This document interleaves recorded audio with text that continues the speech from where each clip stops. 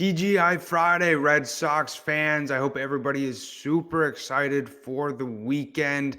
Unfortunately, things have not been going too great for the Boston Red Sox as they've lost the last two games in a row and lose the series 2-3 against the Toronto Blue Jays. I'm going to talk a lot about this Blue Jays series, as well as go into the whole Don Orsillo situation and also give my thoughts on the Jerry Remy ceremony as I was at last night's game. It was incredible. But what's up? I'm your host, Massachusetts Pirates team insider Jake Ignaszewski. I'll be riding solo today as Lauren is on vacation, but I'm super duper excited to talk to you about what has been going on with the Red Sox over the last few days. Let's get into it. You are Locked On Red Sox, your daily Boston Red Sox podcast. Part of the Locked On Podcast Network, your team every day.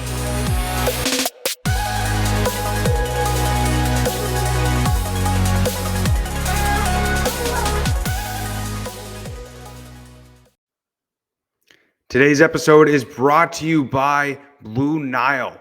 This Mother's Day, give your mother something she'll treasure forever with fine jewelry from BlueNile.com. And Locked On Sports listeners get 50% off $500 when you spend it on BlueNile.com. So use Locked On at the checkout to get your discount. So, as I said in the opener, things have not been going great for the Boston Red Sox. They've lost 4 of their last 7 games. In the last 4 games, they've scored 3 or less runs. It's been really difficult to watch this Red Sox offense over the last week or so, especially when you look at those numbers. And I was actually at the Red Sox game last night, had the privilege of having the opportunity to watch the Jerry Remy ceremony in person. Remy and Don Orsillo were two people, honestly, who are one of the main reasons, why I'm even talking behind this microphone, why I even work in sports and why I love the Red Sox so much. And it was pretty incredible to see the whole ceremony.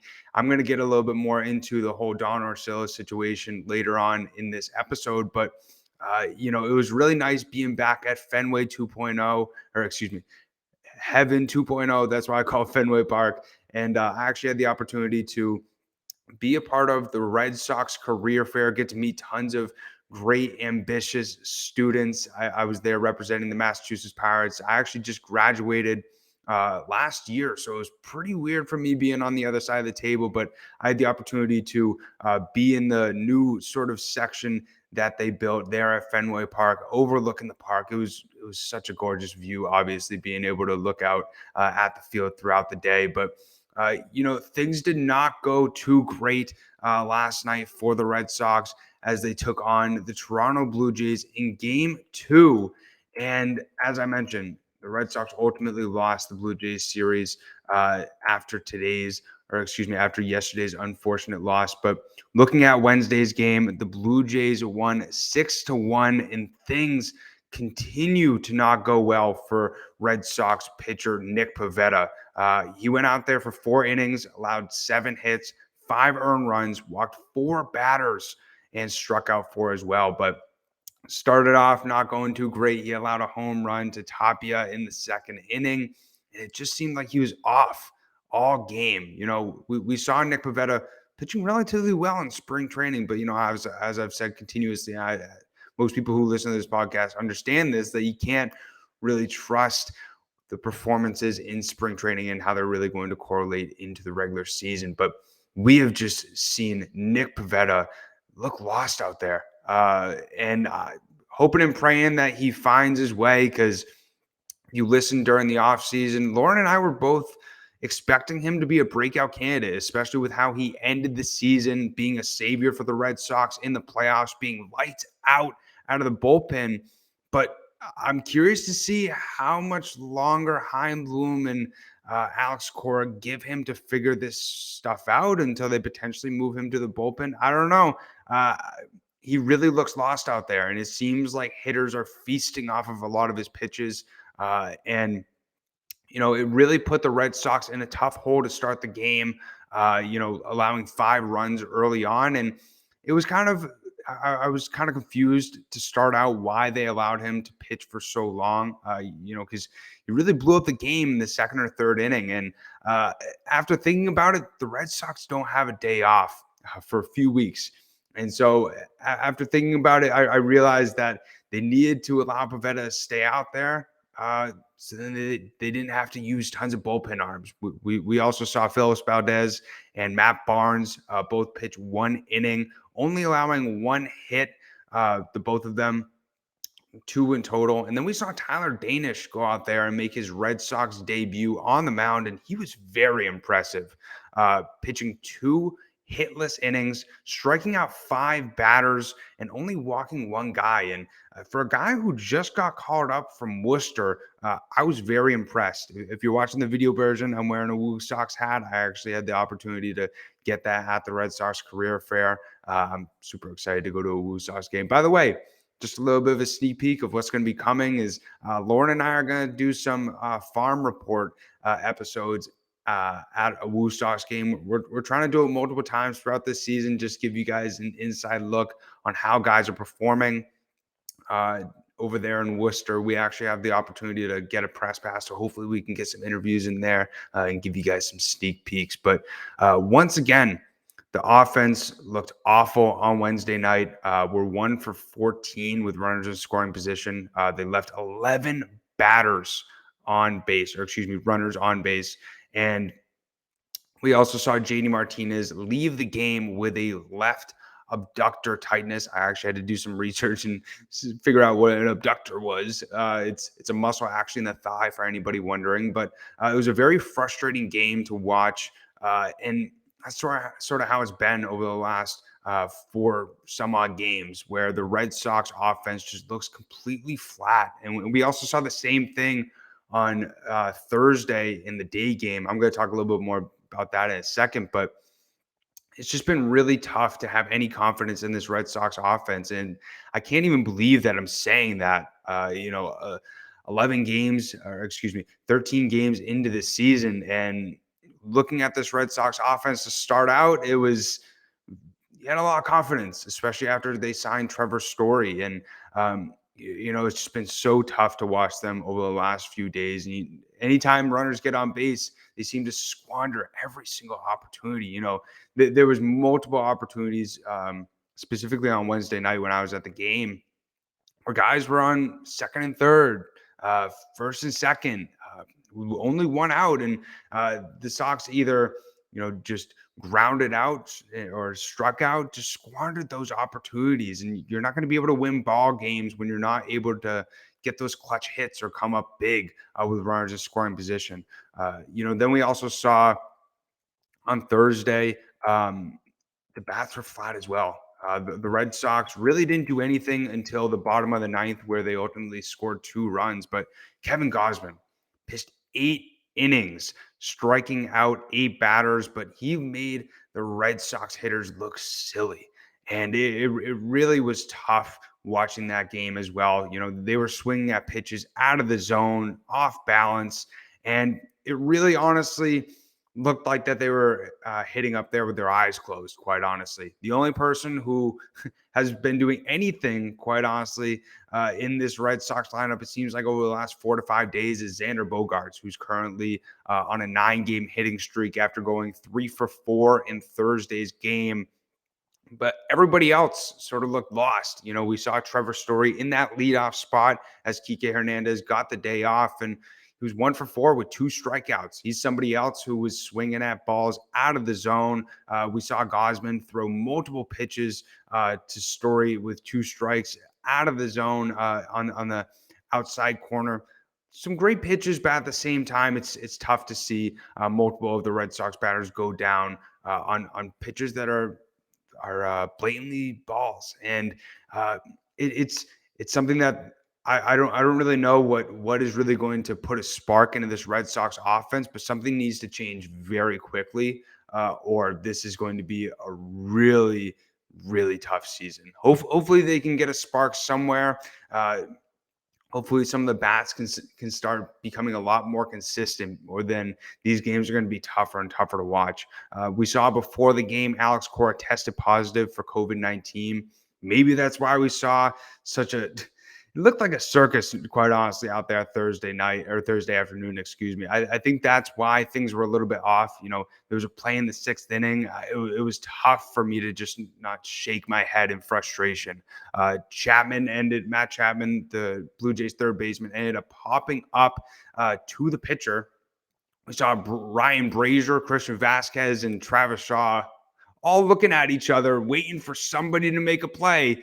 And ultimately, it just dropped in between them. It honestly looked like I was watching a little league or middle schoolers game, not major league baseball players, professional baseball players. It was just embarrassing to watch. And you know, this is kind of out of nowhere, but I don't understand why Travis Shaw is still on the major league team. Over 10 at bats, he is still yet to get a hit. I don't know when, Chaim Bloom is thinking about sending him down, or I don't know how long they're going to wait for him to actually do something for this team. But there's plenty of guys down in Worcester who would be able to make way more of an impact than Travis Shaw. And quite honestly, the only reason I see him staying up in the majors is to platoon with Bobby Dalbec when Dalbec isn't in the lineup or when he's playing third base. He just has so much defensive liability that the only place that you can put Travis Shaw is either at DH or first base. And offensively, he can't do anything. That's my little rant on Travis Shaw. But it was a tough game to watch all around for the Red Sox on Thursday. They ultimately ended up losing 3-2. And it's something where the offense needs to pick it up. They currently rank 26th in on-base percentage. And one thing that I was looking at the numbers sort of makes sense with how the batters just have not been patient. They've been swinging at a lot of balls. And it really shows with the numbers. They're 28th in walks. They have the 28th fewest walks in the major leagues with only 30. And so, we saw this a little bit become an issue last season where the Red Sox just were swinging at everything and not being patient. And then once Kyle Schwarber came in, everything sort of changed. But I think that this is really going to continue to hurt the Red Sox until they start figuring out offensively how to be patient, swing at strikes, and most importantly, come up with something with runners in scoring position. It is so frustrating with runners on and just to see the Red Sox continuously do absolutely nothing. I hope I'm not the only one who's feeling like this. It seems like Twitter is too, Red Sox Twitter, but they got to figure something out. This is going to be tough to watch for the rest of the season. But I'm going to go more into my reaction of the Jerry Remy ceremony that happened pre-game on Wednesday night, as well as going to a little bit of the Don Orsillo situation, give my thoughts on all that. A little bit of upset about how it all came together and all played out. But first, I just want to take a second to talk to you about Built Bar. So this is the time of year where, most people usually give up on their New Year's resolutions, but this is also a perfect time for you to start really caring about your health, going out there and, doing everything you can to eat healthy so you can get that beach bod. But for me, I'm sticking to my resolution right now, and the best way I do that is through Built Bar. I don't know if you guys have ever tried the Puffs. If you haven't, you're missing out because it's the Built Bar's best tasting bars. Puffs are the first ever protein-infused marshmallow. They're fluffy, they're marshmallowy, and they're not just a protein bar. They're a little treat, and they're covered in 100% chocolate. Some of my other favorites that Built Bar has is coconut marshmallow, banana cream pie. All of them are so good, quite honestly. They're low calorie, high protein. You can replace them with your candy bars. And when you really look at some of the nutritional facts, only 130 calories, 4 grams of sugar, 4 net carbs, and 17 grams of protein. And when you really compare it to a candy bar, which is usually 240 calories, 30 grams of sugar, and dozens of net carbs, when you really look at the nutritional facts of Built Bars, they're so much better for you. And especially when they taste so good, it's hard to not have them on you at all times. So at Built Bar, they're not just about the taste. They make it taste delicious first, then figure out how to make it healthy. And I don't know how, but they still pull it off every single time. But Built Bar has a very exciting offer for Locked On listeners. Go to go to built.com, use promo code LOCKED15 and get 15% off your order, and use promo code LOCKED15 again for 15% off your order at built.com. And I also want to take a second to talk to you about Blue Nile. You heard me talk little bit about it in the open, but Blue Nile is a fine jewelry store online, and it's perfect place to find some great selection for Mother's Day and some beautiful jewelry, whether she prefers a statement piece or just an everyday subtle elegance. BlueNile.com has fine jewelry options for every mom. So shop high quality classic diamond earrings, elegant tennis bracelets, or gemstone pendant necklaces. If you're looking for any type of jewelry but having trouble choosing, Blue Nile has jewelry experts on hand 24/7, available via phone or chat to help you find a memorable gift at every budget. This Mother's Day, give your mom something that she'll treasure forever with fine jewelry from BlueNile.com. And Locked On Sports listeners get $50 off an order of $500. This podcast exclusive is only good through Mother's Day. So use Locked On. That's the code Locked On. Plus, every order is insured, shipped free, and arrives in the discreet packaging, so it will not give it away what's inside. So shop stress-free and find your forever piece. Go to BlueNile.com today. I want to thank everybody so much again for making Locked On Red Sox your first listen of every single day. Now go and check out Locked On Now podcast. It recaps MLB games with analysis from your local experts. Every single day, they take fans through the season like no other network. It's free and available wherever you get your podcasts. And in my opinion, the Locked On Network is the number one place to find all your sports information 5 days a week. They have some amazing podcasts for MLB, NFL, NBA, and also college as well. So if you want to stay updated on some of your favorite teams, definitely check out more of the great podcasts on the Locked On Podcast Network. But now let's get into a little bit more of our second segment, where I sort of wanted to give my live reaction of the Jerry Remy ceremony, because as I mentioned, I was at that game. Luckily, it was an amazing sort of event. Obviously tough to not get choked up about how much of an impact Jerry Remy not only had on my life and my childhood, but Red Sox Nation in general.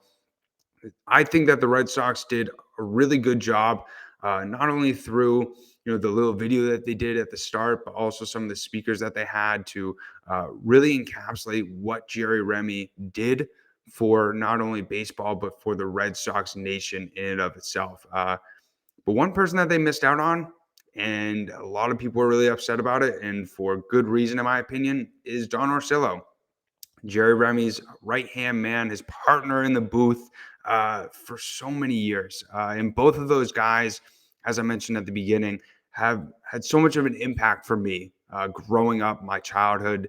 I'll never forget sort of emulating Orsillo on different calls, and it's a high fly ball to left field. And just doing my best to do an impression of Don Orsillo. And it's sort of sad to see how this all played out. And especially to see that the Red Sox sort of snubbed Orsillo of being able to memorialize Remy, as the rest of the people who are really close to him had the opportunity to on Wednesday night. And just to give you guys a little bit of context on this Don Orsillo situation. So after messaging with Orsillo Wednesday night and talking to NESN and Red Sox personnel on the background, this is from a Boston.com article.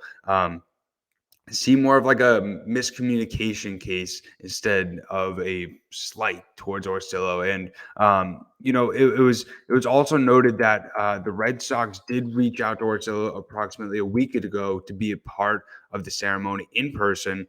And Orsillo and the Red Sox both acknowledged this, though there was some confusion initially whether he was invited at all, because he said a phrase of it wasn't on the table to explain why he couldn't be here. But Orsillo ultimately clarified that he couldn't make it because of a Padres game in San Diego. And, it's kind of crazy that they just reached out to him a week ago with how much of an impact Orsillo had, not only on NESN Red Sox Nation, but with Jerry Remy. All the memories that we remember of Rem Dog are with Don Orsillo right by his side.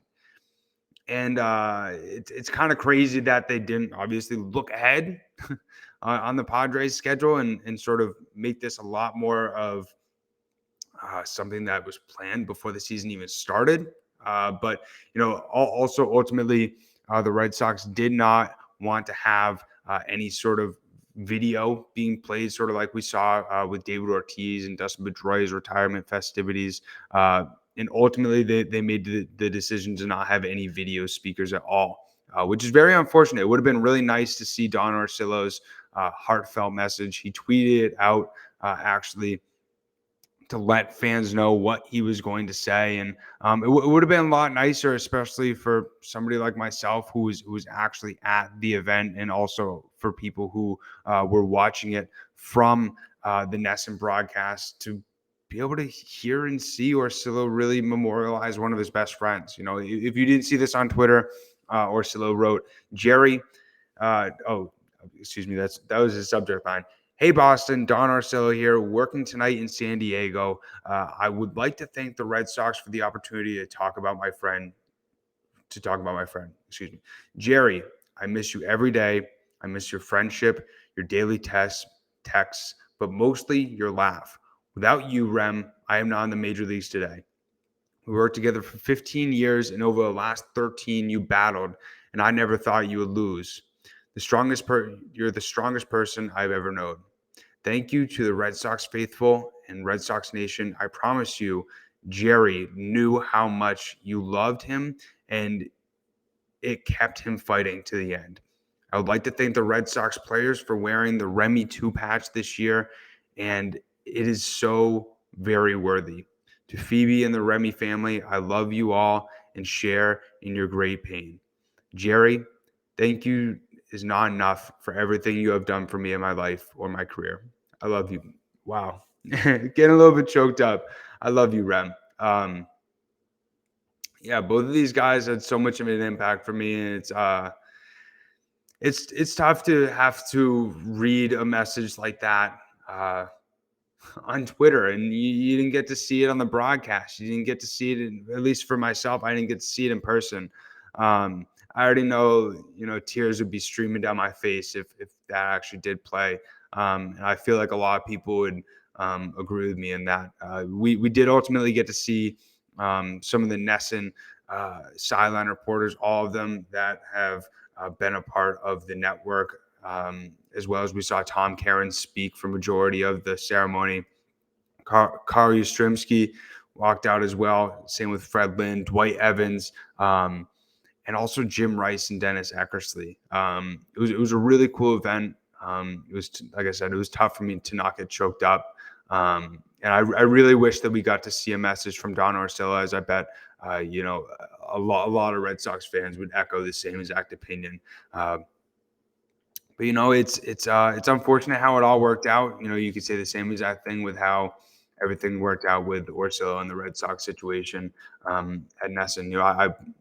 I have all the respect in the world for Dave O'Brien, but I love Don Orsillo. If he could be back, that would be amazing. But that's it for on that subject. I'm going to talk a little bit more about the upcoming Red Sox series against the Tampa Bay Rays. That's going to be happening over the next 3 days in our third and final segment of the Locked On Red Sox podcast. But first of all, I just want to take a second to talk to you about BetOnline. BetOnline.net is your number one source for all your betting stats and sports info.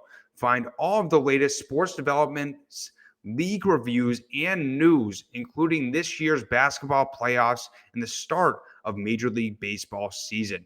BetOnline is your continued source for all your sports wagering information, from live betting to playoffs, esports, and more. Head to the website today or use your mobile device to learn more about the trends and action. BetOnline, where the game starts. So now let's get into the Red Sox's next series against the Tampa Bay Rays, who are coming into Friday with a record of 7-6, while the Red Sox are under 500 currently with a 6-7 record.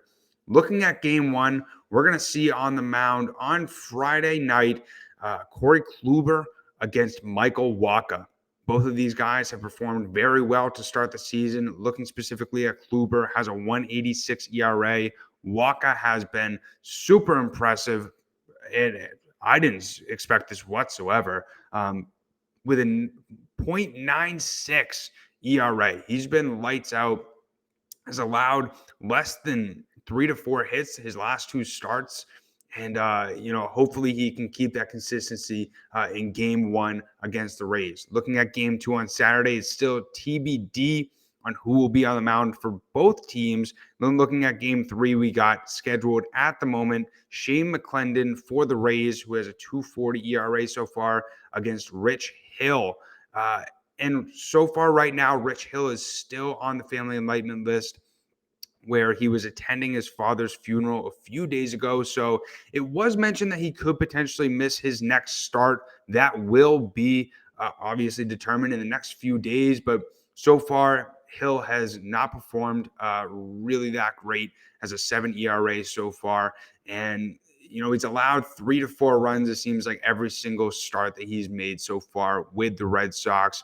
He's pitched like a fifth starter. Kind of, this is my explanation for why Rich Hill hasn't, or excuse for Rich Hill for why he hasn't been performing that great. He's the fifth starter. He's 42 years old. So how much can you really expect of him? But at the same time, me as everybody would love to see Rich Hill go out there, throw shutout innings. Only allow 1 to 2 runs as a fifth starter. That'd be really nice. But I'll be interested to see if he does ultimately play against his former team in the Tampa Bay Rays in game 3 on Sunday.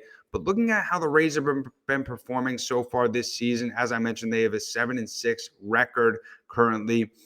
They're ranked 6th right now in batting average with a 256 batting average. And then they're also, interestingly enough, 9th on the list for strikeouts in the Major League rankings. They've struck out 119 times. So it's going to be really interesting to see how the Red Sox pitching is really able to take advantage of the Rays' inconsistent hitting, it seems like, so far this season. And then also really looking at how the Rays have performed pitching-wise. They're ranked 16th right now with a 3.73 ERA. So hopefully the Sox bats can find some life somewhere. As I've said, I feel like a broken record. This offense needs to figure something out. Hopefully it can happen against their division rival, the Tampa Bay Rays.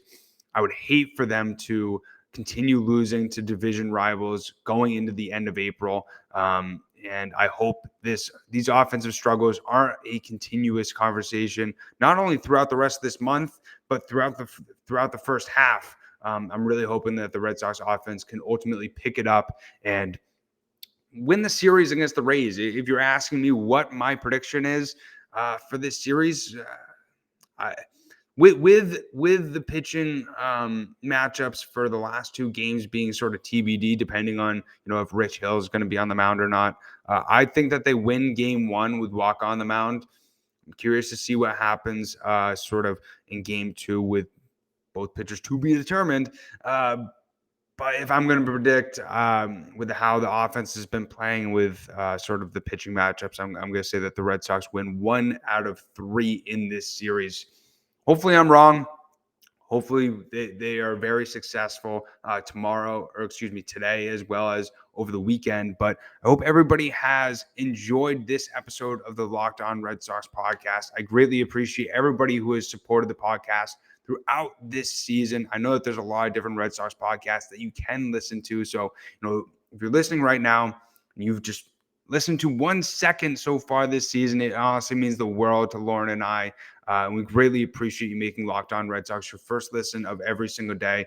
Now go to make sure that you make your second listen Locked On MLB, call Francis Sullivan. Please call him Sully. Brings you his unique perspective on the major leagues past and present. It's free and available wherever you get your podcasts. If you have not yet, go over and follow Locked On Red Sox on Twitter. We post Red Sox content every single day to keep you guys updated and excited throughout the season. So then you guys are the most knowledgeable and smart Red Sox fans that there is out there. Also follow myself on Twitter. It's at Jake Iggy, as well as my co-host Lauren. It's La with 3 La's, Lauren with 4 R's. So as always, greatly appreciate everybody tuning in. Hope everybody has an amazing weekend. Lauren and I will be back on Monday. And as always, let's go Sox. Peace.